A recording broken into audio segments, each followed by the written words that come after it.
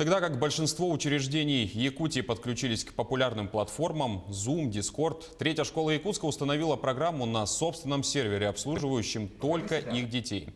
Удалось ли таким образом избежать неполадок с соединением и падения онлайна, узнаем у Нюргуяны Егоровой. Нурпери, покажи себя. Здравствуйте. О, Даяна.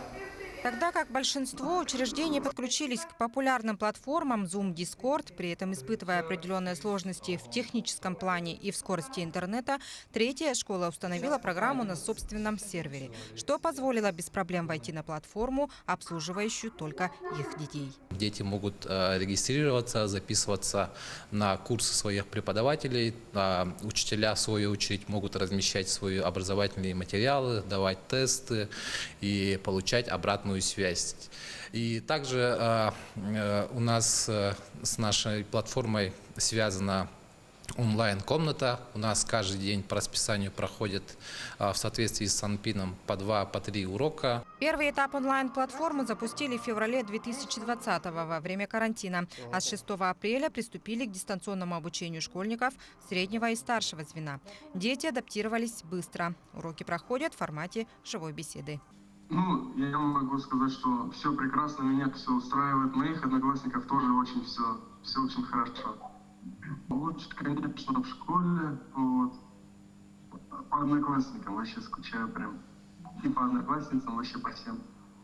Сегодня у нас было 2 урока. Это география и история. И они длились 30 минут. Программная часть платформы может обеспечить одну школу без каких-либо проблем, хотя вначале были затруднения.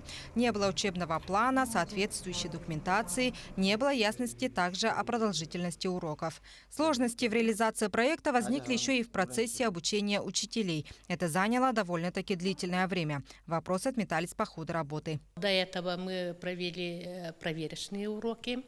И вчера у меня занималось 19 человек. Очень хорошо ребята занимались.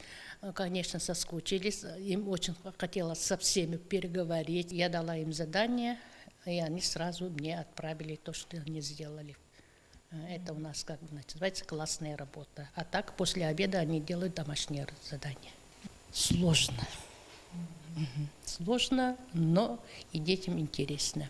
Вебинар-комната предназначена специально для образовательной деятельности. Программа имеет большие возможности для обучения. Можно демонстрировать видео, презентации, вносить пометки на доске.